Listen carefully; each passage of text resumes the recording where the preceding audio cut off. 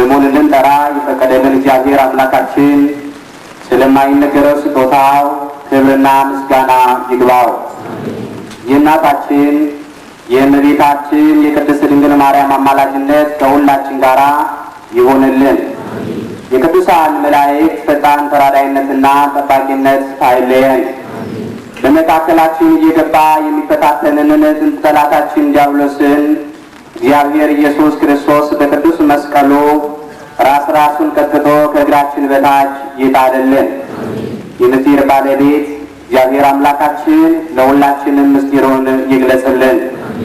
ክርስቶስ ተንሥአ እሙታን አሰሮ ለሰይጣን ሰላም ሆነ። ክርስቶስ በታላቅ ኃይልና ስልጣን ከሙታን መካከል ተለይቶ ተነሳ። ሰይጣንንም አሰረው፣ አዳምንም ነፃ ወጣው። ሰላም ከእንግዲህ ወዲያ ደስታና ሰላም ሆነ። ከውሾች ተጠበቁ። የሐዋርያው የቅዱስ ጳውሎስ መልእክት ወደ ፊልጵስዩስ ሰዎች ምዕራፍ 3 ቁጥር 2። ወደዚህ ርዕስ ከመሄዳችን በፊት አንድ ልናገረው የምወደው ነገር ይኖራል። መታዘዝ ከሰነፎች መስዋዕት ይበልጣል ይላል እግዚአብሔር ቃል።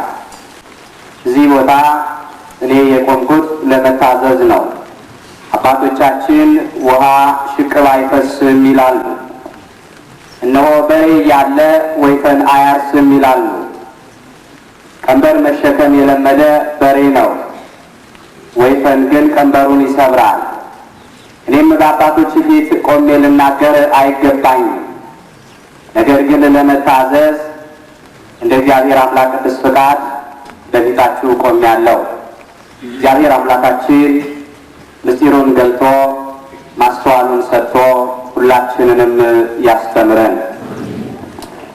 ይህንን ቃል የተናገረው ሐዋርያው ቅዱስ ጳውሎስ ነው።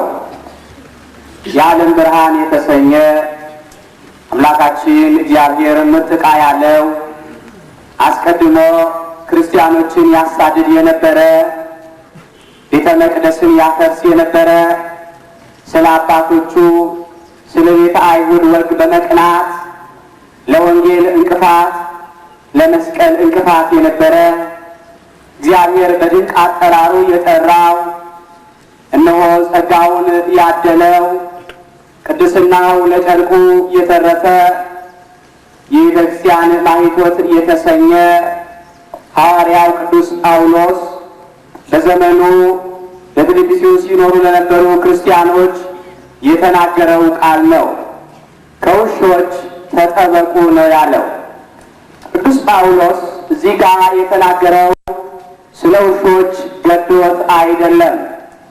ከምንም በላይ ከውሾች ተጠበቁ ብሎ ሲል ሰው ሳሉ ባህሪያቸውን ለውጠው ውሾች የሆኑ ብዙዎች አሉ። የውሻ ባህሪው ምንድን ነው? በመጀመሪያ ደረጃ የውሻ ባህሪው በበላበት መጮሁ ነው። ሆዱን ማድለኩ ነው። ለሆዱ መገዛቱ ነው። ውሻ ጌታው ሆዱ ነው። ውሻ አምላኩ ሆዱ ነው። ለበላበት ይጮሃል። እነሆ ሆዳቸውን የሚያመልኩ ሁሉ፣ በጥቅም የሚገዙ ሁሉ ውሾች ተብለዋል።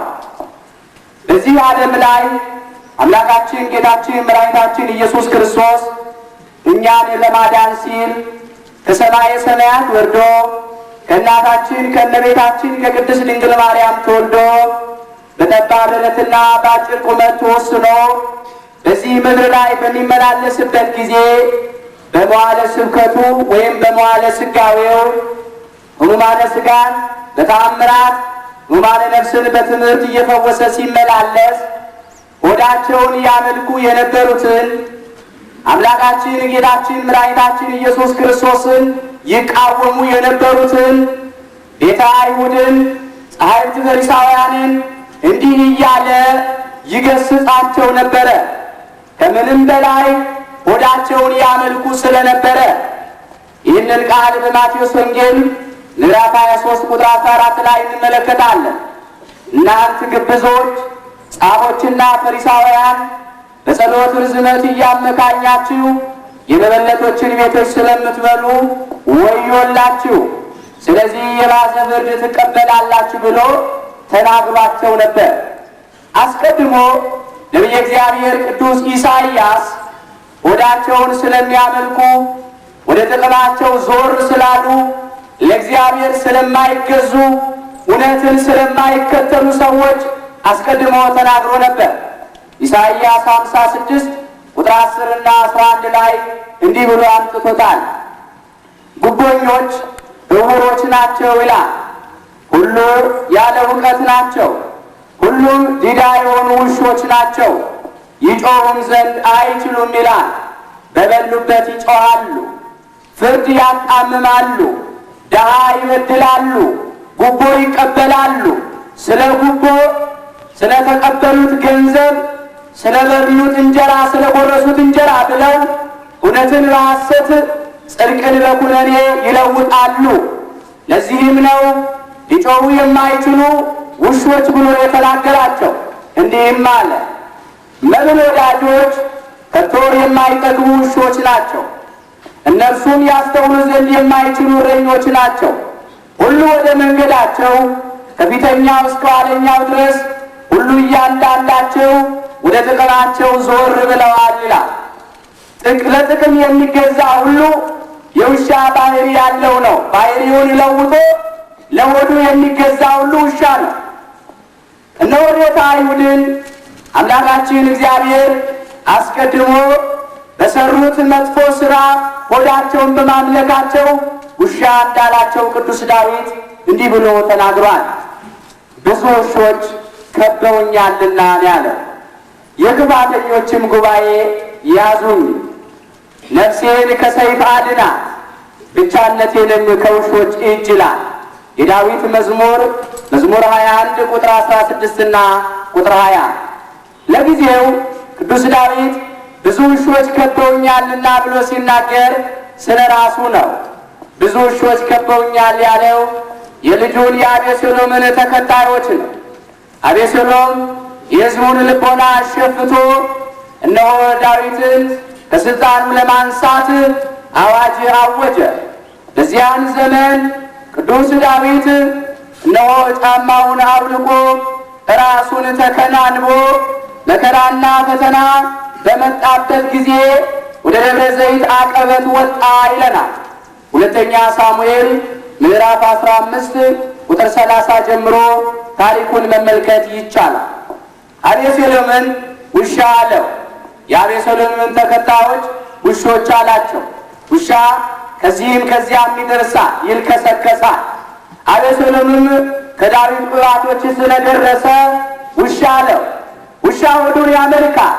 እነሆ አቤሴሎምና የአቤሴሎም ተከታዮች አቤሴሎምን አንግሰን እንጀራ እንበላለን፣ እንሾማለን፣ እንሸልማለን በማለት ሆዳቸውን ጥቅማቸውን ምድራዊን ክብር ሽተው ነበርና ውሻ ብሎ አመጣቸው። ፍጻሜው ግን ቅዱስ ዳዊት የተናገረው ቃል ስለ አምላካችን ስለ ጌታችን ስለ መድኃኒታችን ስለ ኢየሱስ ክርስቶስ ነው። ብዙ ውሾች ከበውኛልና አለ። የክፋተኞችን ጉባኤ ያዙኛል። እነሆ ብዙ ውሾች ከበውኛል ሲል ውሾች ያላቸው አይሁድን ነው። ሊነክሱት የተሰበሰቡ በጲላጦስ ፊት በዚህ አደባባይ ስቀለው ስቀለው እያሉ የጮኹ ውሾች፣ ሆዳቸውን ያመለኩ ስቀለው ስቀለው እያሉ የጮኹ ውሾች፣ ሆዳቸውን ያመለኩ አምላካችን ጌታችን መድኃኒታችን ኢየሱስ ክርስቶስን ያለ በደሉ እንደ በደለኛ ያለ ወንጀሉ እንደ ወንጀለኛ በቀራንዮ መስቀል ላይ እንደ በሬ ቆዳ የወጠሩት አይሁድ ናቸው።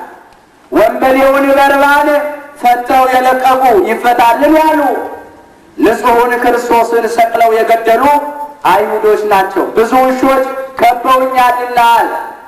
በዚያን ጊዜ ብቻ በዚያን ሰዓት ለአይሁድ አምላካችን ጌታችን መድኃኒታችን ኢየሱስ ክርስቶስን አሳልፎ የሰጠ ሆዱን ያመለከ ገንዘብን የወደደ የበላበትን ወጪት የሰበረ የጎረሰበትን ጣት የነከሰ የታጠበበትን እጅ የረገጠ ከ12 ደቀ መዛሙርት አንዱ የነበረ ይሁዳ ነው። ይሁዳ ውሻ ነው። ገንዘብን የሚወድ 30 ብርን ወዶ የዘላለሙን ጌታ የሰማይና የምድርን አምላክ አሳልፎ የሰጠ ይሁዳ ውሻ ነው። እነሆ ገንዘቡን አልበላውም። ከገንዘቡ ጋር ገመድ አለ። ለጊዜው ሰይጣን ገንዘቡን ነው የሚያሳየው፣ ገመዱን ኋላ ነው የሚያመጣው። እንጀራውን ለጊዜ ያሳያል፣ ገመዱን ኋላ ያመጣል። 30 ብሩን ወርውሮ ታንቆ ማቆ ነው የሞተው። በዕርገት ዕለት አምላካችን ጌታችን መድኃኒታችን ኢየሱስ ክርስቶስ በክብር ባረገበት ዕለት፣ በመላእክት ቅዳሴ ባረገበት ዕለት፣ ያን ዕለት በዕለተ ሐሙስ በግንቦት 8 ቀን ይሁዳ አንጀቱ ተዘርግፎ ሞቷል። የሐዋርያት ሥራ ምዕራፍ 1 ቁጥር 18 ጀምሮ ታሪኩን ተመልከቱ። ለዚህ ዕድል አለ ቅዱስ ጴጥሮስ ሲናገር፣ ለዚህ ጸጋ ከእኛ ጋር ተቆጥሮ ታድሎ ነበር አለ። ነገር ግን አላወቀበትም። ከዚያ በኋላ ብዙ ውሾች ተነስተዋል። ቅዱስ ጳውሎስ በዘመኑ ሰው ሳሉ ሆዳቸውን የሚያመልኩ ወደ ጥቅማቸው ዞር ያሉ የእግዚአብሔርን ቃል የሚሸቃቅጡ ውሾች ስለተነሱ ነው ከክፉ ውሾች ተጠበቁ ብሎ የተናገረው። ዛሬስ እነኛ ውሾች የሉም ወይ? ዛሬ የአይሁድ የግብር ልጆች የሉም ወይ? ዛሬ የይሁዳ የግብር ልጆች የሉም ወይ? የእግዚአብሔር ቃል እንዲህ ይላል። ቅዱስ ጳውሎስ ለሮሜ ሰዎች በጻፈው መልእክቱ በምዕራፍ 16 በቁጥር 17 ጀምሮ ያለውን የእግዚአብሔርን ቃል እንመለከተዋል። እንዲህ ይላል። ነገር ግን ወንድሞቼ ሆይ እናንተ የተማራችሁትን ትምህርት የሚቃወሙትን መለያየትንና ማሰናከያን የሚያደርጉትን እንድትመለከቱ ለምናችኋለሁ። እኛ የተማርነውን ትምህርት የሚቃወሙ መለያየትና መሰናከያ የሚያደርጉ በየመንደሩ ብዙ ውሾች አሉ፣ ሰው ሳሉ ባህሪያቸውን የለወጡ። እንዲህም አለ፣ ከእነርሱ ዘንድ ፈቀቅ በሉ። እንዲህ ያሉት ለገዛ ሆዳቸው እንጂ ለጌታችን ለኢየሱስ ክርስቶስ አይገዙምና በመልካምና በሚያቆላምጥ ንግግርም ተንኮል የሌለባቸውን ሰዎች ልብ ያታልላሉ። ለሆዳቸው እንጂ ለአምላካችን ለጌታችን ለመድኃኒታችን ለኢየሱስ ክርስቶስ አይገዙም። ከእነዚህ ፈቀቅ በሉ አለ። በመልካምና በሚያባብል በሚያቆላምጥ ንግግር ሰዎችን ያስታሉ። ዛሬ በየመንደሩ የምንሰማው በየመስሪያ ቤቱ፣ በየትምህርት ቤቱ፣ በየታክሲው ተራ፣ በየፌርማታው፣ በየምግብ ቤቱ ዛሬ ጌታን ተቀበል ነው። ጌታን የግል አዳኝ አድርግ ነው። መንፈስ ቅዱስን ተሞላ ነው። እንጸልይልሽ እንጸልይልህ ነው። ዛሬ በመልካምና በሚያቆላምጥ ንግግር አለ።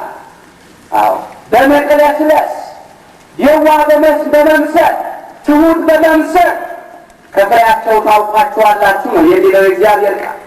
ወንጌላዊው ቅዱስ ማቴዎስ በማቴዎስ ወንጌል ምዕራፍ 7 ቁጥር 15 ላይ ሲናገር እንዲህ ነው ያለ፣ እነሆ የበግ ለምድ ለብሰው ከሚመጡባችሁ በውስጣቸው ግን ነጣቂ ተኩላዎች ከሆኑ ከሐሰተኞች ነቢያት ተጠንቀቁ፣ ከፍሬያቸው ታውቃቸዋላችሁ ይላል። እየተቅለሰለሱ የበግ ለምድ ለብሰው የሚመጡ የዋሆች የሚመስሉ ጨካኞች፣ ትሑታን የሚመስሉ ትዕቢተኞች፣ መንፈሳውያን የሚመስሉ ሥጋውያን፣ ሰማያውያን የሚመስሉ ምድራውያን፣ አማንያን የሚመስሉ ከሃዲያን፣ ጽኑዓን የሚመስሉ ተጠራጣሪዎች ዛሬ የበግ ለምድ ለብሰው መጥተዋል። ግን ነጣቂ ተኩላዎች ናቸው። ሆዳቸውን የሚያመልኩ እንጂ ለአምላካችን ለጌታችን ለመድኃኒታችን ለኢየሱስ ክርስቶስ የሚገዙ አይደሉም። እንዲህ ይላል፣ እነሆ ነቢየ እግዚአብሔር ቅዱስ ሕዝቅኤል እንዲህ አለ፣ ስለ ጭብጥ ገብስና ስለ ቁራሽ እንጀራ በሕዝቤ ዘንድ አርክሳችሁኛል ይላል የሠራዊት ጌታ እግዚአብሔር። ሕዝቅኤል 13 ቁጥር 19። ዛሬም ስለ ጭብጥ ገብስና ስለ ቁራሽ እንጀራ አዎ በሆዱ ተደሎ እግዚአብሔርን የካዳል፣ ሃይማኖቱን የለወጣል፣ ይሄ የውሻ ባህሪ ነው። ቅዱስ ጳውሎስ እንዲህ አለ በዚህ በፊልጵስዩስ መልእክቱ ሲያስቀምጥ፣ ብዙዎች አለ ለክርስቶስ መስቀል ጠላቶች ሆነው ይመላለሳሉ። ብዙ ጊዜ ስለ እነርሱ አልኳችሁ፣ አሁንም እንኳን እያለቀስኩ እላለሁ። መጨረሻቸው ጥፋት ነው። ሆዳቸው አምላካቸው ነው። ክብራቸው በነውራቸው ነው። ሐሳባቸው ምድራዊ ነው ይላል ፊልጵስዩስ ምዕራፍ 3 ቁጥር 18 ጀምሮ።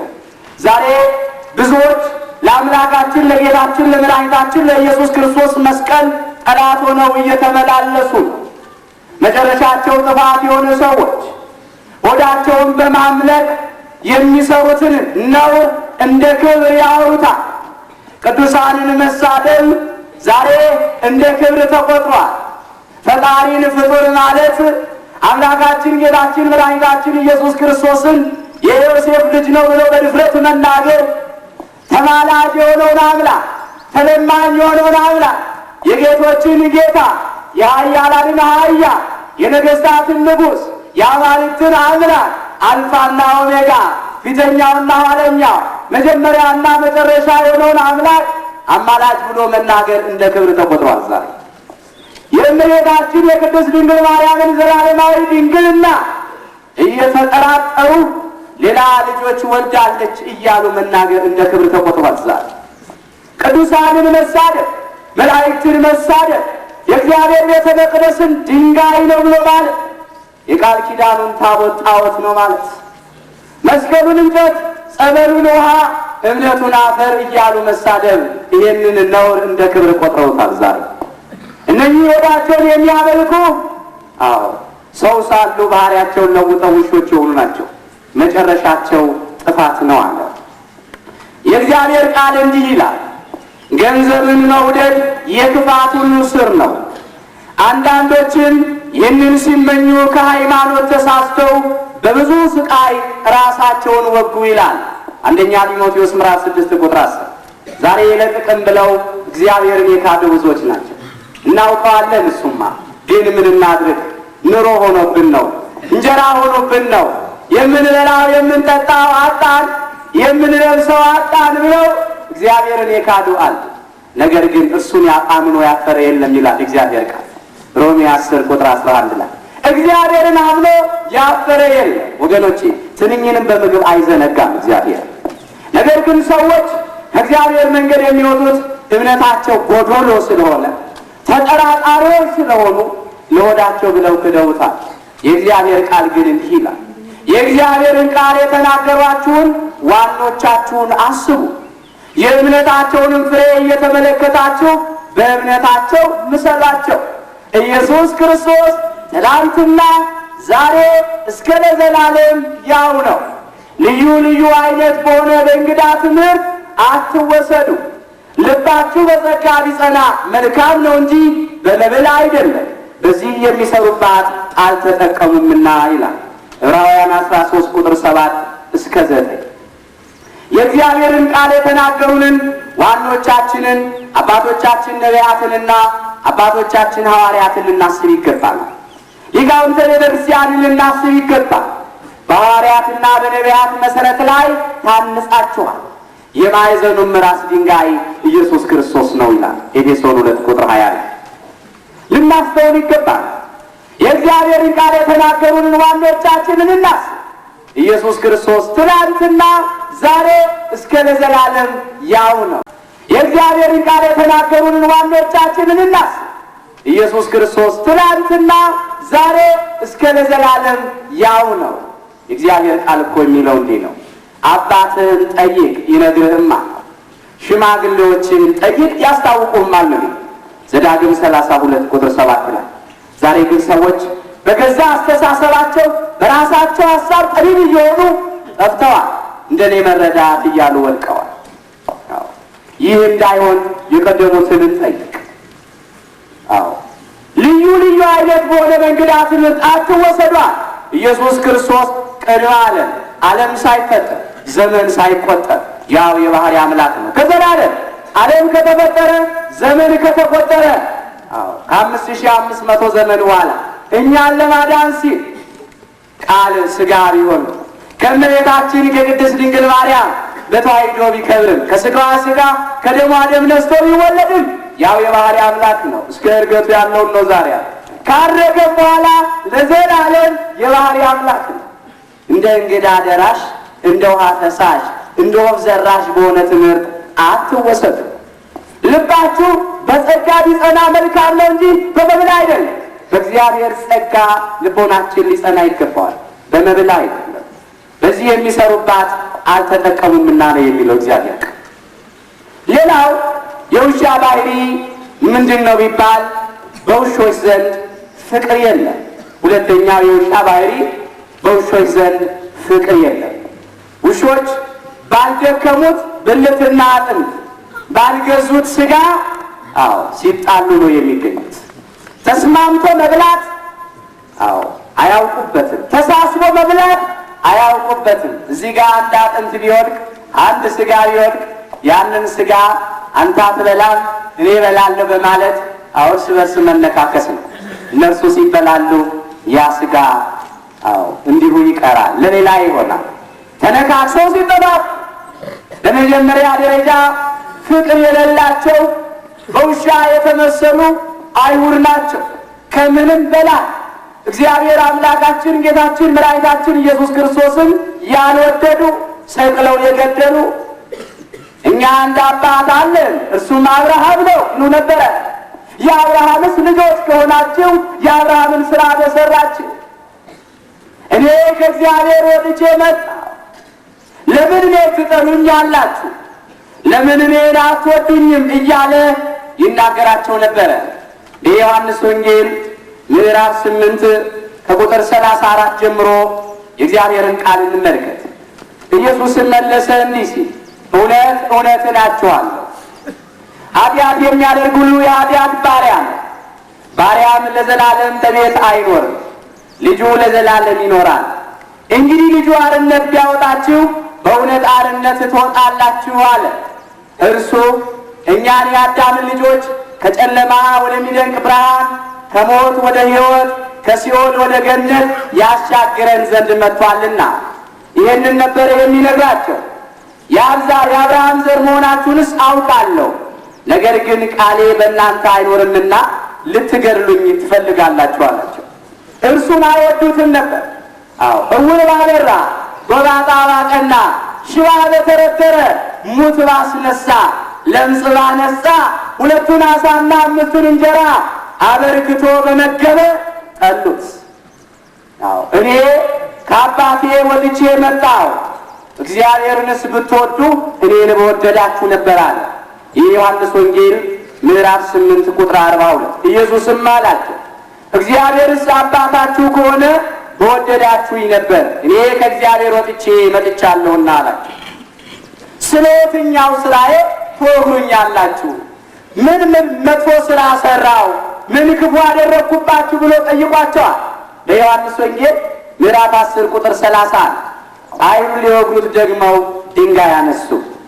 ኢየሱስ ከአባቴ ብዙ መልካም ሥራ አሳየኋችሁ፣ ከእነርሱ ስለማናቸው ሥራ ትወግሩኛላችሁ ብሎ መለሰላቸው። አይሁድም ስለ መልካም ሥራ አንወግርም፣ ስለ ስድብ አሉት። አንተም ሰው ስትሆን ራስን አምላክ ስለማድረግ ነው እንጂ ብለው መለሱለት ይላል። ፍጡር ነህ፣ የዮሴፍ ልጅ ነህ፣ እንዴት ከሰማይ ወርጃለሁ ትላለህ? እንዴት ራስን ከእግዚአብሔር ጋር ታስተካክላለህ? ወንጀል ሆኖ የተቆጠረበት ይሄ ነው። ዛሬም ሰዎች የአይሁድ የግብር ልጆች ቤተ ክርስቲያንን የሚጠሉት የዘመኑ ውሾች የክርስቶስን የባህሪ አምላክነት ቤተ ክርስቲያን ስለምትመሰክር ነው። እግዚአብሔር ያከበራቸውን ስለምታከብር፣ እግዚአብሔር የወደዳቸውን ስለምትወድ ነው። እግዚአብሔር የመረጠውን ማን ይከሰዋል? እግዚአብሔር ከእኛ ጋር ከሆነ ማን ይቃወመናል? አለ ቅዱስ ጳውሎስ ሮሜ 8 ቁጥር 31 ጀምሮ። እግዚአብሔር ያከበረውን በማክበሯ ቤተ ክርስቲያን፣ እግዚአብሔር የወደደውን በመውደዷ ዛሬ ብዙ ውሾች እንደ ጠላት አዩአት። ዛሬም እኮ የክርስቶስ አካል ቤተ ክርስቲያንን ብዙ ውሾች ከበዋታል። ስማቸውን ቀያየው ሁሉም ሊነክሷት፣ ሁሉም ሊያጠፋት ተነስተውባታል። ነገር ግን መሰረቷ የጸናና የተደላደለ ነው። ማንም ሊያፈርሳት አይችልም። አዎ እግዚአብሔር የአሸናፊዎች አሸናፊ ነው። የኃያላን ኃያል ነው። ከቤተ ክርስቲያን ጋር የሚጣሉ ችንካር ላይ ነው የሚቆሙት። ከእግዚአብሔር ጋር የሚጣሉ ሁሉ ይደቃሉ ይላል። እግዚአብሔርም በሰማይ ሆኖ ያንጎዳጉድባቸዋል በመዓቱ። አንደኛ ሳሙኤል ምዕራፍ 2 ቁጥር 10። ዛሬ ቤተ ክርስቲያን በጸበሉ እውር በማብራቷ፣ ጎባጣ በማቅናቷ፣ ሽባ በመተርተሯ፣ በመስቀሉ ዳሳ ድውያንን በመፈወሷ፣ ዓለም መድኃኒት ያላገኘለትን በሽታ በመፈወሷ እንደ ክፉ አድራጊ ተቆጠረች። ሁሉ በጠላትነት ተነሳባት። አያስደንቅም? አዎ ይህ የውሾች ባህሪ ነው። ውሾች ምንም ጊዜ ፍቅር በእነሱ ዘንድ የለም። ፍቅር በእነሱ ዘንድ የለም። ቤተ ክርስቲያንን የማይወድ እግዚአብሔርን እወዳለሁ እንዴት ሊል ይችላል? ቅዱሳንን የማይወድ መላእክትን የማይወድ ጻድቃንን የማይወድ እመቤታችንን የማይወድ እንዴት እግዚአብሔርን እወዳለሁ ይላል? ዛሬ ብዙዎች አንደበታቸውን የሚከፍቱት በስድብ ነው። ፍቅር እኮ የፍጻሜ ነው። ፍቅር ከሌለ ሁሉ ከንቱ ነው። አያውቁትም። ሰው ያየውን ወንድሙን ሳይወድ ያላየውን እግዚአብሔርን እወዳለሁ ቢል ሐሰተኛ ነው ነው የሚለው እግዚአብሔር።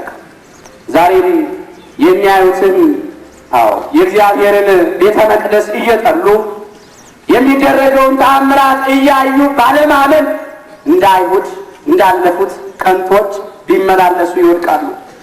አንደኛ ዮሐንስ ምዕራፍ 4 ቁጥር 20 እንዲህ ይላል፣ ማንም እግዚአብሔርን እወዳለሁ እያለ ወንድሙን ቢጠላ ሐሰተኛ ነው። ያየውን ወንድሙን የማይወድ ያላየውን እግዚአብሔርን ሊወደው እንዴት ይችላል ይላል። ክርስትና ማለት እኮ ጠላትን እንኳን መውደድ ነው። ክርስትና ማለት የሚረግምን እንኳን መመረቅ ነው። ክርስትና ማለት ስለሚያሳድድ እንኳን መጸለይ ነው። ክርስትና ማለት ጠላት እንኳን ቢራብ ማብላት ነው። ቢጠማ ማጠጣት ነው። ቢታረስ ማልበስ ነው። ክርስትና ማለት እግዚአብሔር ያከበራቸውን ማዋረድ ነው። ክርስትና ማለት እግዚአብሔር የቀደሳቸውን ርኩሳን ናቸው ማለት ነው። ዛሬ ግን ዓለም ነውሩ በክብሩ ስለሆነ ክብሩ በነውሩ ስለሆነ ይሄንን በድፍረት ይናገራሉ። ለጥፋት ተጠብቀዋልና ይህ ሁለተኛ የውሻ ባህሪ ነው። ሶስተኛው የውሻ ባህሪ ውሻ ወደ ጥፋቱ ይመለሳል። የእግዚአብሔር ቃል እንዲህ ይላል፣ ጥፋቱን የሚደግም ከስህተቱ ተመልሶ የማይማር ውሻ ነው። ጠቢቡ ሶሎሞን እንዲህ አለ፣ ወደ ጥፋቱ እንደሚመለስ ውሻ ስንፍናውን የሚደግም ሰው እንዲሁ ነው ይላል። ምሳሌ 26 ቁጥር 11 ምሳሌ 26 ቁጥር 11 በዘመኑ አይሁድ ዕለት ዕለት ወደ ጥፋታቸው ይመለሱ ነበር። ከኦሪት አንላቀቅማ፣ ስብ ከማጤስ ደም ከማፍሰስ በወንጌል እመኑ ይባሉ እምቢ አሉ። እውነተኛ ብርሃን ወደ ዓለም ይመጣ ነበረ፣ በዓለምም ነበረ። ወደ እርሱ ወደ ሆኑቱ ወደ ገዛ ወገኖቹ መጣ፣ የገዛ ወገኖቹም አልተቀበሉትም፣ ሰቅለው ገደሉት ይላል። ይህ ዮሐንስ ወንጌል ምዕራፍ 1 ቁጥር 9 ጀምሮ። እውነተኛ ብርሃን አምላካችን ጌታችን መድኃኒታችን ኢየሱስ ክርስቶስ ወደዚህ ዓለም መጣ።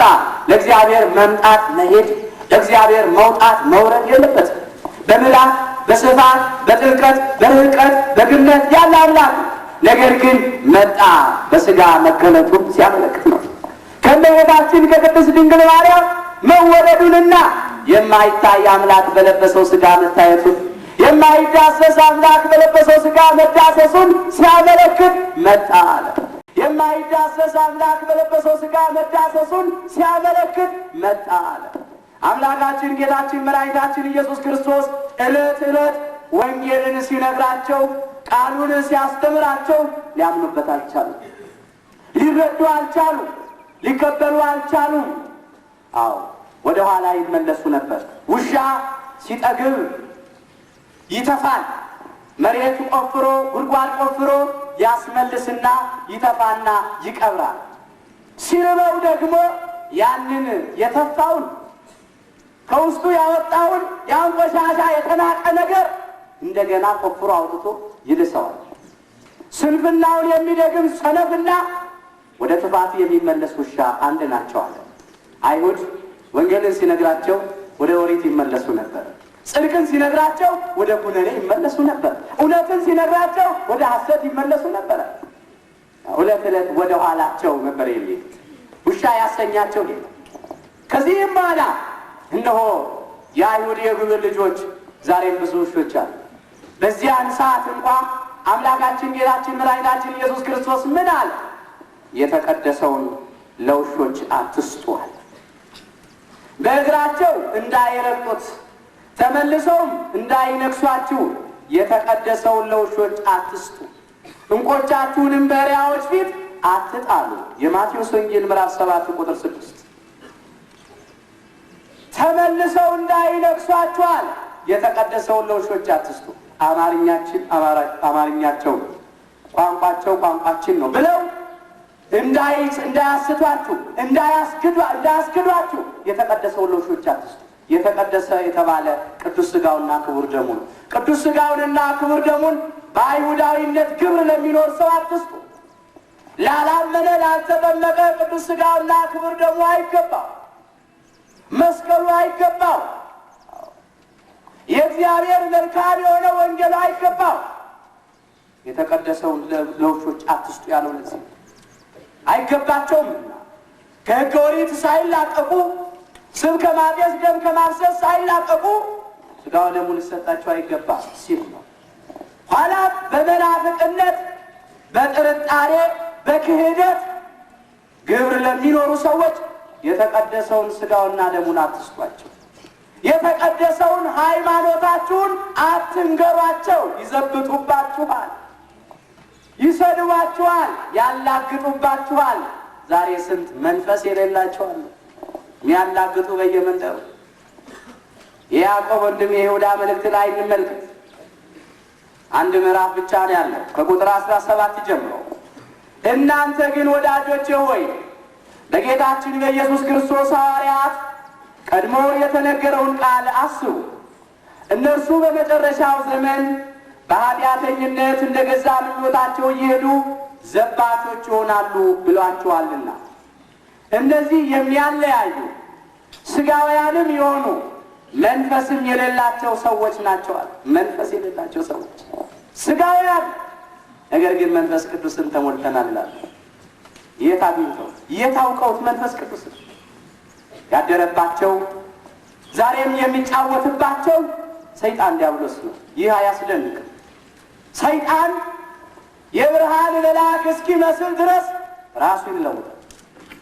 የእሱም አገልጋዮች ዛሬ የጽድቅ አገልጋዮች እንዲመስሉ ራሳቸውን ቢለውጡ ታላቅ ነገር አይደለም ማለት። ውሸተኞች ሐዋርያት፣ ተንኮለኞች ሰራተኞች፣ ዕለት ዕለት ወደ ጥፋታቸው የሚመለሱ ሊያምኑ የማይችሉ ከሃዲዎች፣ ተጠራጣሪዎች። ሁለተኛ ቆሮንቶስ ምዕራፍ 11 ቁጥር 13 ጀምሮ እንመልከት። እንደነዚህ ያሉ ሰዎች ይላል ዛሬ በየመንደሩ የምናያቸው እንደዚህ ያሉ ሰዎች የክርስቶስን ሐዋርያት እንዲመስሉ ራሳቸውን እየለወጡ ውሸተኞች ሐዋርያትና ተንኮለኞች ሰራተኞች ናቸውና፣ ይህም ድንቅ አይደለም። ሰይጣን ራሱ የብርሃንን መልአክ እንዲመስል ራሱን ይለውጣልና በዚህ አትደነቁ። ምናልባታው ስሙን ጠርተው እንላለን፣ ወንጌል ይዘው እንላለን። የሚያብለጨልጭ ሁሉ ወርቅ አይደለም፣ የሚናገር ሁሉ እውነተኛ አይደለም። በመጨረሻው ዘመን እኮ ብዙ ሐሰተኞች ነቢያት በምን ይመጣሉ ነው ያሉት? በስሜ ይመጣሉ። የማቴዎስ ወንጌል ምዕራፍ 24 ቁጥር 3 ጀምሮ ማንም እንዳያስባችሁ ግን ተጠንቀቁ ነው ያለ። የሚመጡት በስሙ ነው። የሚመጡት የእግዚአብሔርን ቃል ይዘው ነው። ነገር ግን ቃሉን የጠቀሰ ሁሉ መጽሐፍ ቅዱሱን የተሸከመ ሁሉ ወንጌላዊ አይደለም። ሌባ ላመሉ ዳቦ ይልሳል። ሰይጣንም ሲያብልና ሲያታልል መጽሐፍ ቅዱስ ይጠቅሳል። አምላካችን ጌታችን መድኃኒታችን ኢየሱስ ክርስቶስን እኮ ዲያብሎስ ከፈተነበት ፈተናው አንዱ የመጽሐፍ ቅዱስ ጥቅስ ጠቅሶ ነው። ምን አለ? ከመዝሙር 90 ቁጥር 11 ጠቀሰ። ምን አለ? እነሆ በመንገዱ ይጠብቁ ዘንድ መላእክቱን ስላንተ ያዛቸዋል፣ እግሮችን በድንጋይ እንዳይሰናከሉ በእጆቻቸው ያነሱታል ተብሎ ተጽፏል አለው። እውነት አንተ የእግዚአብሔር ልጅ ከሆንክ አለው ራስን ወደዚህ ወደ ገደል ወርውርና መላእክት ሲያነሱ እስቲ ይላል። አምላካችን ጌታችን መድኃኒታችን ኢየሱስ ክርስቶስ ግን ምን አለ? እግዚአብሔር አምላክን አትፈታተነው ተብሎ ተጽፏል። ማቴዎስ 4:5 ዛሬ ጥቅስ እየጠቀሱ ወደ ክህደት ገደል ውስጥ ሊከቱን ይፈልጋል። እዚህ ጋር እንዲህ ብሏል፣ እዚህ ጋር እንዲህ ተብሏል እያሉ። ይህ ግን አያስደንቅም። በቃላት መዋጋትን እንደ በሽተኛ ይናፍቃሉ ይላል እግዚአብሔር ቃል። አዎ ፊደል ደግሞ ይገድላል። ፊደል ይገድላል፣ መንፈስ ግን ያንጻል። ሁለተኛ ቆሮንቶስ ምዕራፍ 3:6 ለዚህም ነው አባቶቻችን ንባብ ይገድላል ትርጉም ግን ያድናል። በቃላት መዋጋትን እንደ በሽተኛ ይናፍቃል። አንደኛ ጢሞቴዎስ ምዕራፍ 6:3 ጀምሮ እነዚህን አስተምርና ምከር። ማንም ልዩ ትምህርት የሚያስተምር ከጌታችንም ከኢየሱስ ክርስቶስ በሆነው ጤናማ ቃልና እግዚአብሔርን ለመምሰል በሚስማማ ትምህርት የማይጠጋ ቢሆን በትዕቢት ተነፍቷል፣ አንዳችም አያውቅም። ነገር ግን ምርመራን በቃልም መዋጋትን እንደ በሽተኛ ይናፍቃል። እንዲህ ይደለም ወይ እንዲህ ይደለም ወይ እያሉ ዲያብሎስ ያኔ ጠቅሶ እንደተፈታተነ ዛሬ ሊፈትኑናል። እግዚአብሔር አምላክን አትፈታተነው ተብሎ ተጽፏል። እንዴት ያስፈልጋል? የተቀደሰውን ለውሾች ለመናፍቃን አንስት፣ ለካህዲያን አንስት፣ ለተጠራጣሪዎች አንስት። እንቆቻችሁን በእሪያ ፊት አትጣሉ አለ። እሪያ አሳማ ወገኖች አንድ ታሪክ አለ። በእስራኤላውያን በዕብራውያን ዘንድ እነሆ ዋዩ ይጸናል፣ ፀሐይ ነው፣ ሐሩር ነው፣ ቀን ለስራ ይቸገራል። ስራቸውን የሚያከናውኑት ሌሊት፣ የሚያድነውም ሲያድን ያድራል፣ የሚጽፈውም ሲጽፍ ያድራል። በዚያን ጊዜ ብርሃን የሚሆናቸው ያንን እንቁ የሚያንጸባርቀውን ከተራራ ላይ ያስቀምጡታል። እሪያ መልከ ጥፉ ነው። እሪያ መልከ ጥፉ ነው። አላያችሁ? አሳማ አላያችሁ? መልከ ጥፉ ነው። አልፎ ሲሄድ መልከ ጥፉ እሪያ ያንን መልከ ጥፉነቱን በእንቁ ያየዋል። እንቁ መልክን ያሳያል፣ መስታወት መልክን ያሳያል። በዚያ ሰዓት ይደነግጥና ያ እሪያ ረግጦ ያንን እንቁ ይሰብረዋል። ይህ ምሳሌያዊ እሪያ የተባሉ ቤጣውር ናቸው። በግብራቸው፣ በኃጢአታቸው፣ በትዕቢታቸው፣ በተንኮላቸው፣ በክፋታቸው፣ በሐሰተኝነታቸው በሚሰሩት ኃጢአት እሪያ ተብለዋል። እንቁ የተባለ አምላካችን ጌታችን መድኃኒታችን ኢየሱስ ክርስቶስ ነው። ዘለባቸው፣ ገሰጻቸው። እናንተ አላቸው የተለሰነ መቃብር ስለምትመስሉ ሰዎች ሳያውቁ በላዩ ላይ የሚሄድበት የተለሰነ መቃብር ስለምትመስሉ ወዮላችሁ አላቸው። እውነተኛ አምላክ ነውና በበሩ አደባባይ የሚገስጸው ጠሉ፣ እውነት የሚናገሩንም ተጸየፉ አለ ነቢየ እግዚአብሔር ቅዱስ አሞጽ 5:10 አሞጽ 5:10 እውነቱን ተናገረ። እውነት የባህሪው ነው። ኃጢአታቸውንና በደላቸውን አሳያቸው፣ ዘለፋቸው፣ ገሰጻቸው። እንዲህ ሲል የሉቃስ ወንጌል ምዕራፍ 11:44 ጀምሮ እናንት ግብዞች ጻፎችና ፈሪሳውያን ሰዎች ሳያውቁ በላዩ የሚሄዱበት የተሰወረ መቃብር ስለምትመስሉ ወዮላችሁ አላቸው። ከሕግ አዋቂዎችም አንዱ መልሶ መምህር ሆይ ይህንን ማለት እኛን ደግሞ መስደብ ነው አለ። ተመልከቱ፣ የተለሰነ መቃብር አለ ቅዱስ አሞጽ 5:10 አሞጽ 5:10 እውነቱን ተናገረ። እውነት የባህሪው ነው። ኃጢአታቸውንና በደላቸውን አሳያቸው፣ ዘለፋቸው፣ ገሰጻቸው። እንዲህ ሲል የሉቃስ ወንጌል ምዕራፍ 11:44 ጀምሮ እናንት ግብዞች ጻፎችና ፈሪሳውያን ሰዎች ሳያውቁ በላዩ የሚሄዱበት የተሰወረ መቃብር ስለምትመስሉ ወዮላችሁ አላቸው። ከሕግ አዋቂዎችም አንዱ መልሶ መምህር ሆይ ይህንን ማለት እኛን ደግሞ መስደብ ነው አለ። ተመልከቱ፣ የተለሰነ መቃብር አለ። የተለሰነ መቃብር ሲባል አንድ ጊዜ በዓይነ ሕሊናችን እንየው። እላዩ ወርቅ ክምር እብነ በረድ ነው፣ ኖራ ልስን ነው፣ ድንጋይ ጥርብ ነው። እላዩ ውስጡ አጥንቱ የተልከሰከሰ ስጋው የበሰበሰ ለዓይን የሚከፋ ለአፍንጫ የሚከፋ አስጸያፊ ነው። መቃብር ውስጥ ያለ ሰዎች ሳያውቁ በአንዳንድ መቃብር ሐውልት አልፈው ሲሄዱ እንደው እዚህ ቤት ውስጥ የሚኖር ምን የታደለ ነው ይላሉ እኮ። አንዳንድ መቃብር ለመኖር ያስመኛል ሳያውቁ በላዩ ላይ። ነገር ግን የመቃብሩን ውስጥ ታሪክ ካወቁት በዚያም አካባቢ ለመቆም ፈቃደኞች አይደሉም። እናንተም አላቸው ባለባበሳቸው ያ ተለሰነ መቃብር ላዩ ያማረ እንደሆነ አለባበሳቸው ቃሉ ከልቦናችን ሞልቶ ተርፏል ብለው ሰናፊላቸው ላይ ጽፈው ሄዱ ነበር፣ ጠቅሰውት ሄዱ ነበር። ግን እንደ ቃሉ አይሆኑም ነበር፣ እንደ ሕጉ አይመላለሱም ነበር። ልቦናቸው በመቃብሩ ውስጥ የተመሰለው ግን በትዕቢት፣ በቅናት፣ በአድመኝነት፣ በሐሜት፣ በኃጢአት የረከሰ ሕይወት ነበር። የተበላሸ የቆሸሸ ያደፈ የተጎዳደፈ ነበረ። ይህንን በመንገሩ ነው ተመቅኝተው በቅናት ሰቅሎ የገደሉት። ያ እሪያ በእንቁ አጠገብ አልፎ ሲሄድ መልኩን ሲያይ ደንግጦ እንደሚሰብር አይሁድም ሰቅለው የገደሉት እኮ ለምን እውነቱን ተናገርክ ነው። ሌላ ምንም በደል የለበት። ኃጢአት ለባህሪው የማይስማማ አምላክ በእርሱ ኃጢአት የለበት። ነገር ግን የዲያብሎስን ስራ እንዲያፈርስ የእግዚአብሔር ልጅ ተገለጠ ነው ያለው ቅዱስ ዮሐንስ። አንደኛ ዮሐንስ ምዕራፍ 3 ከቁጥር 5 ጀምሮ ተመልከቱታል። በእርሱ ኃጢአት የለም፣ በደል የለም። በደል ለባህሪው አይስማማ። እንደዚሁ እንደ አይሁድ ያሉ እሪያዎች ዛሬም እኮ ቤተ ክርስቲያን እውነት በመናገሯ ብዙውን እንቁን እኮ ሰብረዋል። እለት እለት እኮ ክርስቶስን ሰቅለው እየገደሉ ነው። ዛሬ ብዙ እሪያዎች እኮ አሉ በየመንደሩ። መጻሕፍቱን ለምንድን ነው ወስደው የሚያቃጥሉት? ለምንድን ነው መጻሕፍቱን የሚያሻግሩት? ታሪክን ለማጥፋት፣ የቤተ ክርስቲያንን ቅርስ ለማጥፋት።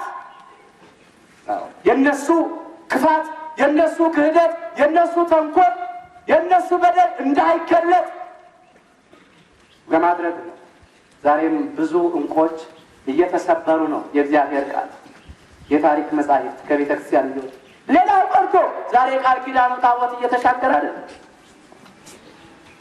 የጥንት ስንክሳሮች እንዴ አዋልድ መጻሕፍት እየተሻገሩ በብራና ያሉት የከበሩት በዚህ ዘመን የማይገኙ ውድ የሆኑ እየተሻገሩ እየተፋቁ ቁርአን እየተጻፈባቸው አይደል? ስንት ጨዋታ እነዚህ ሁሉ ሪያዎች የሚሰሩት ስራ ቤተክርስቲያንን ለማጥፋት ዕለት ዕለት የሚነሱት ለዚህ። እንዲህም አለ ቅዱስ ጴጥሮስ ሲናገር በሁለተኛ ጴጥሮስ መልእክቱ ምዕራፍ 2 ከቁጥር 20 እስከ 22 ያለውን የእግዚአብሔርን ቃል እንመልከት። በጌታችንና በመድኃኒታችን በኢየሱስ ክርስቶስ እውቀት ከዓለም ርኩሰት ካመለጡ በኋላ ዳግመኛ በእርሷ ተጠላልፈው የተሸነፉ ቢሆኑ ከፊተኛው ኑሯቸው ይልቅ የኋለኛው የባሰ ሆኖባቸዋል። አውቀዋት ከተሰጣቸው ከቅድስት ትእዛዝ ከሚመለሱ ይልቅ አለ የጽድቅን መንገድ ባላወቋት በተሻላቸው ነበርና። ውሻ ወደ ትፋቱ ይመለሳል፣ ደግሞ የታጠበች ሪያ በጭቃ ለመንከባለል ትመለሳለች እንደሚባል እውነተኞች ምሳሌዎች ሆኖባቸዋል። ሪያ ቁርበቱ ስስ ነው፣ ገላው ትኩስ ነው። ፀሐይም ሲነካው ቶሎ ይሰማል፣ ብርድም ከሆነ ቶሎ ይሰማል። በፀሐይ ጊዜ ፀሐይ ላይ ቆይቶ አዋራ ላይ ሲንከባለል ይቆያል። ያ ፀሐዩ ስላቃጠለው ገላው ትኩስ ቁርበቱ ስስ ስለሆነ ይሄድና እንዲቀዘቅዘው ውሃ ውስጥ ይገባል። ያ እሪያ ውሃ ውስጥ ይገባል። ከዚያ ሊቆይና አሁን ደግሞ ይቀዘቅዘዋል። እንደረጠበ ሄድና አዋራ ላይ ይንከባለላል። ከፊተኛው ይልቅ የኋለኛው የባሰ ይሆናል። ረጥቦ ሳለ ነዋ ብዙ ጭቃ ይዞ የሚነሳው። በደረቅነቱ ጊዜ አዋራው ትንሽ ነው። መርጠቡ ወገኖቼ ማመን መጠመቅ ነው። የእግዚአብሔርን ልጅነት ማግኘት፣ የእግዚአብሔርን ጸጋ ማግኘት ነው። ሄዶ በጭቃ ላይ መንከባለል ሃይማኖትን ክዶ ከእግዚአብሔር መለየት ነው። ከፊተኛው ይልቅ የኋለኛው የባሰ ይሆናል። ዛሬም እኮ ብዙ ሪያዎች አሉ። የዛሬን አያርገውና የሚሉ የዛሬን አያርገውና እኮ ካህን ነበር፣ የዛሬን አያርገውና ዲያቆን ነበር፣ የዛሬን አያርገውና መነኩሴ ነበር፣ የዛሬን አያርገውና ቆራቢ ነበር እኮ የሚሉ ምን ያስደንቃል? ሆኖ መገኘት ያስፈልጋል። የዛሬን አያርገውና እኮ ሰይጣንም የመላእክት አለቃ ነበረ። ነገር ግን በትዕቢት አምላክ ነኝ በማለት በልዑል እግዚአብሔር እመሰላለሁ በማለት ወደቀ። እንደማይነሳ ሆኖ ወደቀ። እሱም ወድቆ ዛሬ ሊጥለን ያገሳ እንዳንበሳ በዓለም ያሉትን ብዙዎቹን ውጧቸው ቅዱስ ጴጥሮስ እንደተናገረ አንደኛ ጴጥሮስ ምዕራፍ 5 ቁጥር 6 ጀምሮ እስቲ እንመልከት። እንግዲህ በጊዜው ከፍ እንዲያደርጋችሁ ከኃይለኛው ከእግዚአብሔር እጅ በታች ራሳችሁን አዋርዱ፣ እርሱ ስለ እናንተ ያስባልና የሚያስጨንቃችሁን ሁሉ በእርሱ ላይ ጣሉት። በመጠን ኑሩ፣ ንቁም። ባላጋራችሁ ዲያብሎስ የሚውጠውን ፈልጎ እንደሚያገሳ አንበሳ ይዞራልና በዓለም ያሉት ወንድሞቻችሁን ያን መከራ በሙሉ እንዲቀበሉ እያወቃችሁ በእምነት ጸንታችሁ ተቃወሙት ይላል። አባቶቻችን እኔ ከሞትኩኝ ሰርዶ አይብቀል አለቻሉ አህያ ይላሉ። ዛሬም ዲያብሎስ አጥፍተህ ጥፋ፣ ብቻዬን እንዴት እጠፋለሁ? ብቻዬን እንዴት ወድቃለሁ? ብቻዬን እንዴት በሲኦል እቃጠላለሁ ብሎ ዛሬ እያስመሰለ ወስዶናል ብዙዎቻችንን። መራራውን ጣፋጭ፣ ጣፋጩን መራራ፣ ብርሃኑን ጨለማ፣ ጨለማውን ብርሃን፣ እውነቱን ሐሰት፣ ሐሰቱን እውነት፣ ክፉን መልካም፣ መልካሙን ክፉ ለሚሉ ወዮላቸው። ኢሳይያስ 5 ቁጥር 20 ኢሳይያስ 5 ቁጥር 20 እንዲህ እያደረገ ስንቱን ይዞ ይባል። ነበርኩ ማለት አያስፈልግም፣ ሆኖ መገኘት ያስፈልጋል። የዛሬን አያርገውና ይሁዳም እኮ ከ12 ሐዋርያት አንዱ ነበረ። ይሁዳ ማለት የስሙ ትርጓሜ ታማኝ ማለት ነው። ነገር ግን ግብሩ ከሃዲ ነው፣ ስራው ክህደት ሆነ።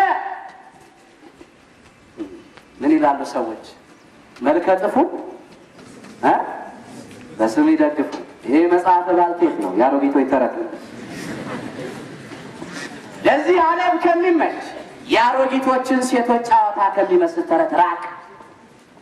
እግዚአብሔርን ለመምሰል ግን ራስን አስለምድ ይላል አንደኛ ጢሞቴዎስ ምዕራፍ 4 ቁጥር 7።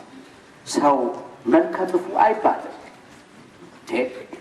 እኛን የፈጠረ ማን ነው ታዲያ? ስራውን የናቀ ሰሪውን ናቀ፣ ፍጡሩን የናቀ ፈጣሪውን ናቀ። እግዚአብሔርም አለ ሰውን በመልካችን እንደ ምሳሌያችን እንፍጠር። ዘፍጥረት 1 ቁጥር 26 ጀምሮ ዘፍጥረት 1 ቁጥር 26 ጀምሮ እግዚአብሔርም ሰውን በመልኩና ባሪያው ፈጠረው ይላል። መልከ ጥፉ ብለን ብንናገር እግዚአብሔርን የተሳደብ ነው ወገኖች። ከሰሪው ጋር ለሚታገል ወዮለት አለ ኢሳይያስ 45 ቁጥር 9 ኢሳይያስ 45 ቁጥር 9። ነገር ግን በዚህ ፋንታ ምን ማለት ይቻላል? ስራ ጥፉን በስም ይደግፉ ማለት ይቻላል። ምግባረ ጥፉን ምግባረ ክፉን በስም ይደግፉ ማለት ይቻላል። ይሁዳ ምግባሩ ክፉ ሳለ ከሃዲ ሳለ ታማኒ ተብሏልና ታማኝ ተሰኝቷል። እንዲህ ማለት ይቻላል።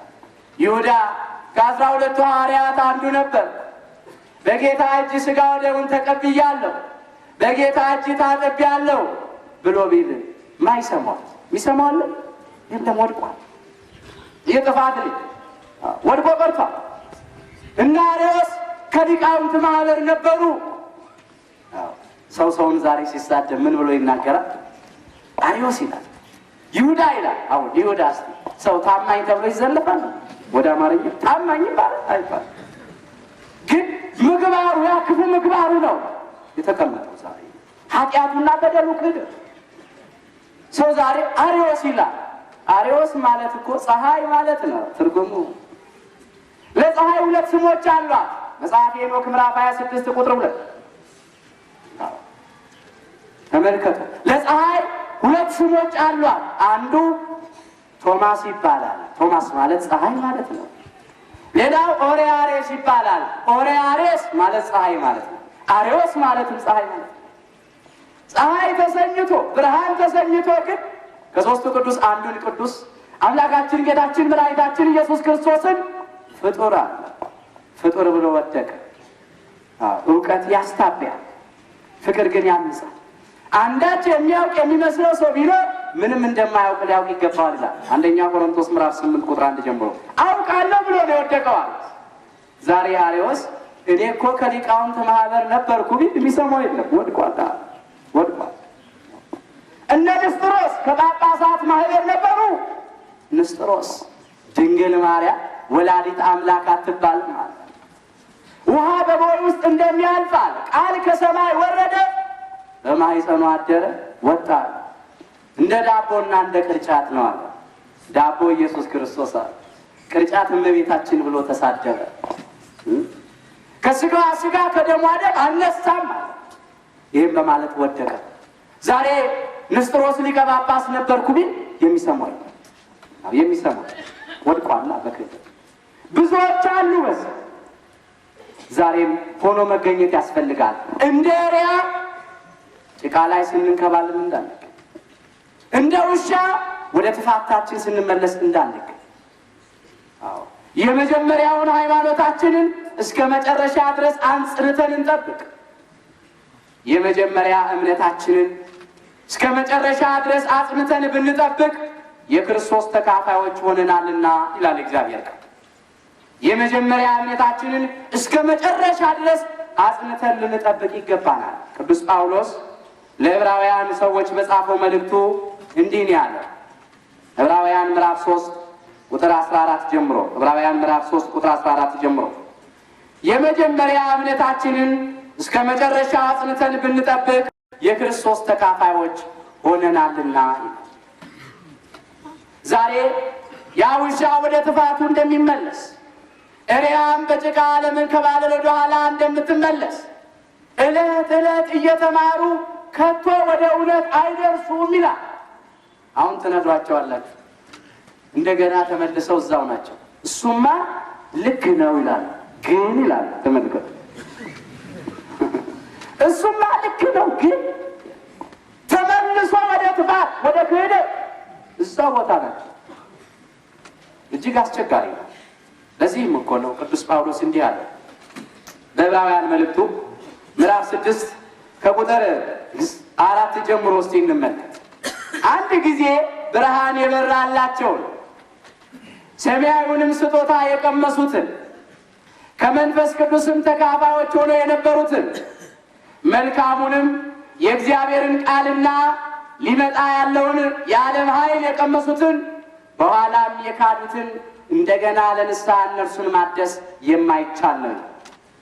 ለራሳቸው የእግዚአብሔር ልጅ ይሰቅሉታልና ያዋርዱትማልና ይላል። እነሱ ለንስሐ ማደስ እጅግ አስቸጋሪ ነው። እስቲ አንድ ጥያቄ ልጠይቃችሁ። ያበደ ውሻ መድኃኒት አለው? እንዴ? ያበደን ውሻ ምን ማድረግ ነው? በመርዝ መግደል ነው። ያለበለዚያ ምን ማድረግ ነው? መራቅ ነው፣ መሸሽ ነው። ከዚያ ለጥፋት ከተጻፉ እግዚአብሔር ያልተከለው አይበቅልም፣ እግዚአብሔር ያልሳበው አይቀርምም። ይህን ልናስተውል ይገባናል። ለዚህ ጥፋት እኮ ከብዙ ጊዜ በፊት አስቀድሞ የተጻፉ አሉ። እኛ በቀደመችው ሃይማኖታችን ጸንተን ለራሳቸው የእግዚአብሔር ልጅ ይሰቅሉታልና ያዋርዱትማልና ይላል። እነሱ ለንስሐ ማደስ እጅግ አስቸጋሪ ነው። እስቲ አንድ ጥያቄ ልጠይቃችሁ። ያበደ ውሻ መድኃኒት አለው? እንዴ? ያበደን ውሻ ምን ማድረግ ነው? በመርዝ መግደል ነው። ያለበለዚያ ምን ማድረግ ነው?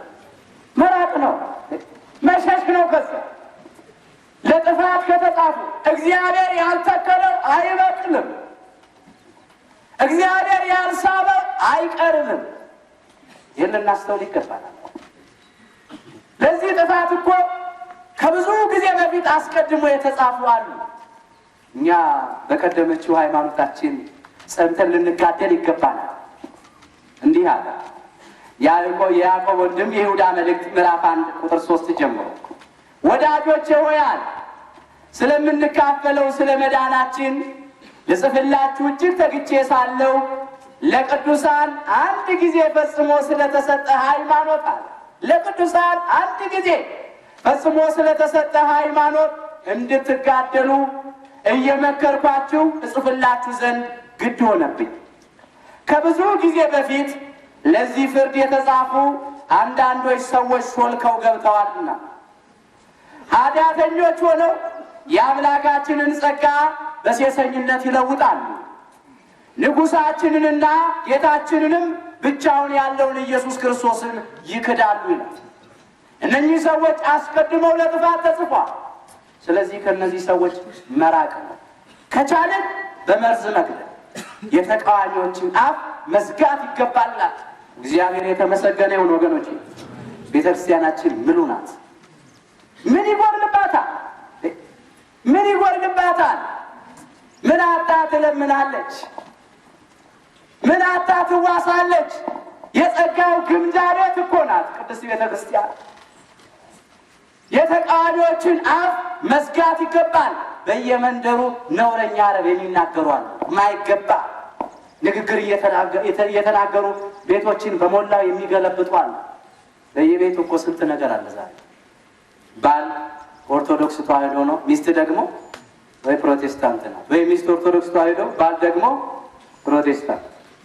አንድ ልጅ ደግሞ ካቶሊክ፣ አንዱ አድቬንቲስት፣ ሌላው ደግሞ ቦዲዝም፣ ሌላዋ ባሁላ፣ ሌላው ደግሞ ቆይ መረምራለሁ። ያለው የቤታችን ጉድ እኮ ነው። በዚህ ነው ቅዱስ ጳውሎስ ለተማሪው ለቲቶ ሲጽፍ እንዲህ አለ። ቲቶ ምዕራፍ 1 ከቁጥር 10 ጀምሮ እንመልከት። የማይታዘዙና ከንቱ የሚናገሩ የሚያታልሉም ይልቁንም ከተገረዙት ወገን የሚሆኑ ብዙዎች ናቸውና እነዚህም ስለ ነውረኛ አረብ የማይገባውን እያስተማሩ ቤቶችን በሞላው ስለሚገለብጡ አፋቸውን መዝጋት ይገባል አለ። በእግዚአብሔር ቃል ምላሽ ማሳጣት። በእናንተ ስላለ ተስፋ ምክንያቱን ለሚጠይቋችሁ ሁሉ መልስ ለመስጠት ዘወትር የተዘጋጃችሁ ሁኑ። ነገር ግን በየዋህነትና በፍርሃት በትዕግስት ይሁን። አንደኛ ጴጥሮስ ምዕራፍ 3 ቁጥር 15 ጀምሮ። አንደኛ ጴጥሮስ ምዕራፍ 3 ቁጥር 15 ጀምሮ። ዛሬ እንኳን ነፍስን የሚነክሱ ውሾች ቀርቶ ሰው ሳሉ ውሾች የሆኑ ስጋን የሚነክስ ውሻ እንኳን ይፈራል አይደል? አይፈራም? ቤት ላይ ምን ይጻፋል? ተናካሽ ውሻ አለው፣ አደገኛ ውሻ አለው ይባላል። እኛም ስናንኳኳ እዛ ቤት ለመግባት ስንል ውሻ እንዳለ ሰሩልን ነው የምንለው አይደል? ግን ከምንም በላይ ያ ስጋን ነው የሚነክሰው። አስተውሉ። ነፍስን የሚነክሰው ለዘላለም ጥፋት የሚዳርገው ትሉ በማያንቀላፋ እሳቱንም በማይጠፋ ጨለማ በማይገባ በሲኦል ኋላም በገሃነመ እሳት የሚያስጥለውን ያንን ውሻ ግን አብረነው ቆይ እስቲ እንወያይ ይባላል፣ እንነጋገር ይባላል። አንድ ጊዜ እኛ ጉባኤ ናፍቃል ከዛ እንሄዳለን። መዝሙራቸው ደስ ሲል ይባላል። መነቀስ የሚጀምረው እንደዚህ መዳራት፣ የክህደት የጥፋት ዋዜማ መዳራት። አይ ግን እኮ የጌታን ቃል ነው የሚናገሩት ማለት ይጀምራል። ሰው ወፍጮ ቤት ገብቶ እኔ አስፈጭ ስላልሆንኩ ዱቄት አይበልብኝም ማለት ይችላል? ይችላል? አንደኛ የትኛው ጽናታችን ነው? የትኛው ብስለታችን? መቼ ስር ሰደን አደግንና ደካሞች ነን። ቢቻላቸውስ እኮ ነው የሚለው እግዚአብሔር ቃል። ቢቻላቸውስ እኮ ይላል፣ አይቻላቸውም እንጂ የተመረጡትን እንኳን እስኪያስቱ ድረስ ታላላቅ ድንቅና ተአምራት ያሳያሉ ነው የሚለው። ምትሃታዊ ምልክቶችና ድንቆች የማስመሰል በማቴዎስ ወንጌል ምዕራፍ 24 ላይ ከቁጥር 23 ጀምሮ በዚያን ጊዜ አለ ማንም እነሆ ክርስቶስ በዚህ አለ ወይም ከዚህ አለ ቢላችሁ አትመኑ። ሐሰተኞች ክርስቶሶችና ሐሰተኞች ነቢያት ይነሳሉና ቢቻላቸውስ የተመረጡትን እንኳን እስኪያስቱ ድረስ ታላላቅ ምልክትና ድንቅ ያሳያሉ። ነው አስቀድሜ ነገርኳችሁ አለ። አስቀድሞ ነግሮናል። ምንም ከፀሐይ በታች አዲስ ነገር የለም። ጸንተን ልንጠብቅ ይገባናል። በውሾች እንዳንነከስ። የፈውስ ቀን ነው። ታምራት አለ። ይጸለይልሻል፣ ይጸለይልሃል፣ ትድናለህ ይባላል። አይደካምነት ለራሷ ክርስትና አልተነሳች ልታቋቁም ሄደቻል። የሐዋርያት ሥራ ምዕራፍ 19 ቁጥር 11 ላይ እስቲ አንድ ቃል እንመልከት። እንዲህ ይላል፣ እግዚአብሔርም ይላል በጳውሎስ እጅ የሚያስገርም ተአምራት ያደርግ ነበር። ስለዚህም ከአካሉ ጨርቅ ወይም ልብስ ወደ ድዌዎች ይወስዱ ነበር፣ ደዌያቸውም ይለቃቸው ነበር፣ ክፉዎችም መናፍስት ይወጡ ነበር አለ። እግዚአብሔር ለቅዱሳን አባቶቻችን ጸጋውን አድሏቸው ቅድስናቸው ለጨርቃቸው ያተረፈ ነበረ። አባቶቻችን የበቁ እንደሆነ ቅድስናቸው ለጨርቃቸው፣ ለጥላቸው፣ ለጭራቸው፣ ለመቋሚያቸው ይተርፍ ነበረ። የረገጡት አፈር ሁሉ ይባረክ ይቀደስ ነበር። የቅዱስ ጳውሎስን ጨርቅ ለማግኘት ሽሚያ ነው። በጨርቁ ዕውራን ይበራሉ፣ ጎባጦች ይቀናሉ፣ ሽባዎች ይተረተራሉ፣ ድውያን ይፈወሳሉ፣ አጋንንት ይወጣሉ። በዚያም ሰዓት የአስቄዋ ልጆች እነሱም ተአምራት ለማድረግ አሰቡ። አጋንንትንም እያወጡ ይዞሩ ከነበሩት አይሁድ አንዳንዶች ጳውሎስ በሚሰብከው በኢየሱስ እናምላችኋለን እያሉ ክፉዎች መናፍስት ባሉባቸው ላይ የጌታን የኢየሱስን ስም ይጠሩባቸው ዘንድ ሞከሩ ይላል። የካህናትም አለቃ ለሆነ አስቄዋ ለሚሉት ለአንድ አይሁዳዊ ይህን ያደረጉ 7 ልጆች ነበሩት። ክፉ መንፈስ ግን መልሶ ኢየሱስንስ አውቀዋለሁ፣ ጳውሎስንም አውቀዋለሁ፣ እናንተሳ እነማን ናችሁ አላቸው። ጥያቄው ይሄ ነው። ኢየሱስንስ አውቀዋለሁ፣ ጳውሎስንም አውቀዋለሁ፣ እናንተሳ እነማን ናችሁ አለ። ያ ርኩስ መንፈስ ሰይጣን ዲያብሎስ ዛሬ እኮ ልዝብ ስለሆነ ነው፣ ዝም ስላለ ነው። ኢየሱስ አምላኬ ነው አለ፣ ፈጣሪ ነው አለ፣ ይመሰክራል እኮ። ማመን አጋንንትን ያምናል፣ ከማመንም አልፈው ይንቀጠቀጡማል። ያዕቆብ 2 ቁጥር 19 ምግባር ነው የሌላቸው ይመሰክራሉ፣ ይንቀጠቀጣሉ። ኢየሱስን አውቀዋለሁ፣ ጳውሎስንም አውቀዋለሁ፣ የኢየሱስ ክርስቶስ ባሪያ አገልጋይ ነው። እንኳን እሱ መጥቶ የአምላኩን ስም ጠርቶ ይቅርና እሱ የለበሰውን ጨርቅ ወደ እኔ ሲያመጡ እኔ አልችልም አለ። እናንተሳ እነማን ናችሁ? የላኳችሁን ያደለው ባላችሁ፣ ያደርኩባችሁን ያደላችሁ አይደለው ባላችሁ፣ የት ውጣ ትሉኛላችሁ? ዛሬ በየድንኳኑ በኢየሱስ ስም ይላሉ። የዲያብሎስ ሰይጣን ሊያወጣው ይችላል? አይችልም። ማላካቸው ሳይላኩ ዛሬ ግን ዝም አለ እንጂ እናንተሳ እነማን ናችሁ ቢል መልስ የለም ነበር። ግን ለስራው ብዙዎችን ለማሳት ለጥፋት ይዞ ሄደ። ያ ርኩስ መንፈስ ያለበት ሰው ከነሱ ልንርቅ ይገባል። ደካሞች መሆናችንን እናውቃለንና ሮጦ ማምለጥ፣ መራቅ፣ መሸሽ ብልሃት። ለዚህ ነው ቅዱስ ጳውሎስ ለተማሪው ለጢሞቴዎስ ሲጽፍ እንዲህ አለ፣ እንዲህ ከሚመስሉት ራቅ፣ እኛም እንዲህ ከሚመስሉት ልንርቅ ይገባናል። አንደኛ ጢሞቴዎስ ምዕራፍ 6 ከቁጥር 5 ጀምሮ እንዲህ ይላል፣ እንደነዚህ ካሉት ራቅ ይላል። እንደነዚህ ካሉት ከሃዲያን መናፍቃን መለያየትን ከሚያነሱ ኑፋቄን ጥርጣሬን ከሚዘሩ መራቅ መለየት ነው።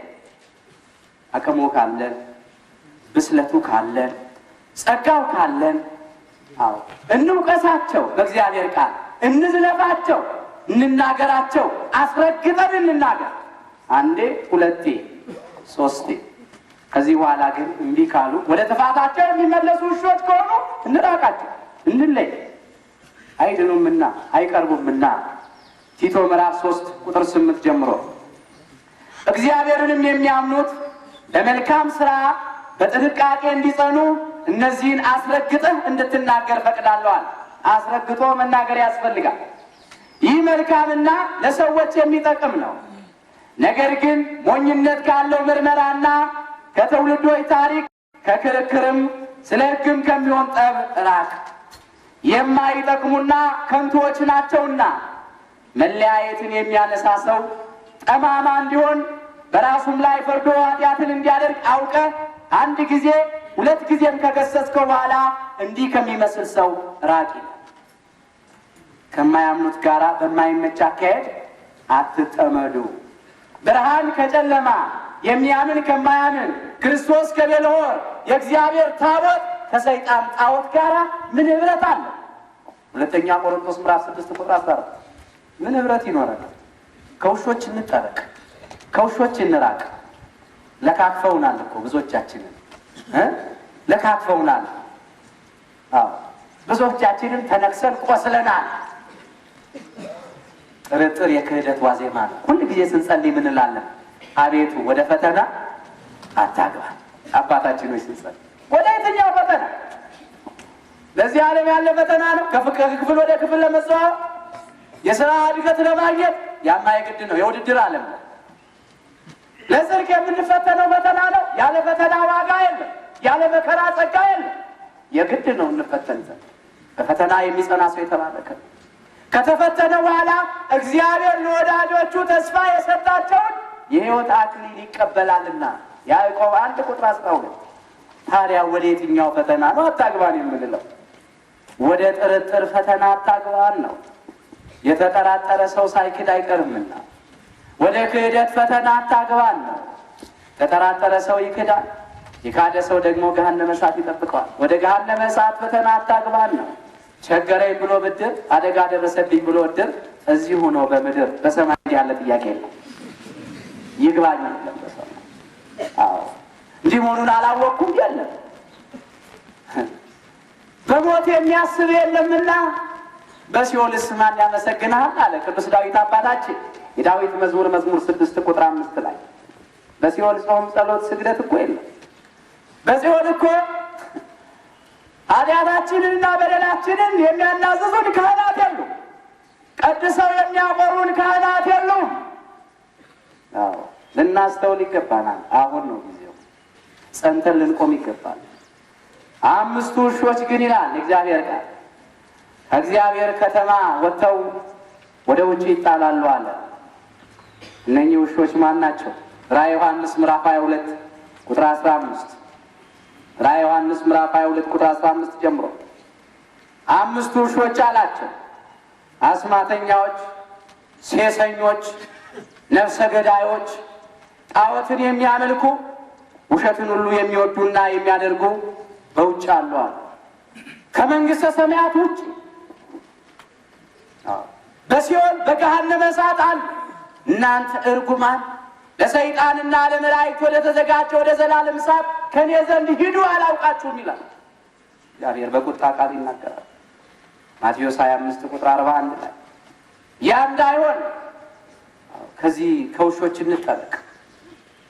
የውሻ ባህሪ ለዘላለም ጥፋት ይዳርጋልና ራሳችንን መርምረንና ፈትነን ወደ አባቶቻችን ወደ ካህናት ቀርበን ኃጢአታችንና በደላችንን ተናዘን ቅዱስ ሥጋውን በልተን ክቡር ደሙን ጠጥተን መንግሥቱን እንድንወርስ ስሙን እንድንቀድስ የእግዚአብሔር የአምላካችን ቸርነት የእናታችን የእመቤታችን የቅድስት ድንግል ማርያም አማላጅነት ቅዱሳን መላእክት ፈጣን ተራዳይነትና ጠባቂነት አይለየን። እግዚአብሔር አምላካችን የሁላችንንም መጨረሻችንን ያሳምርልን።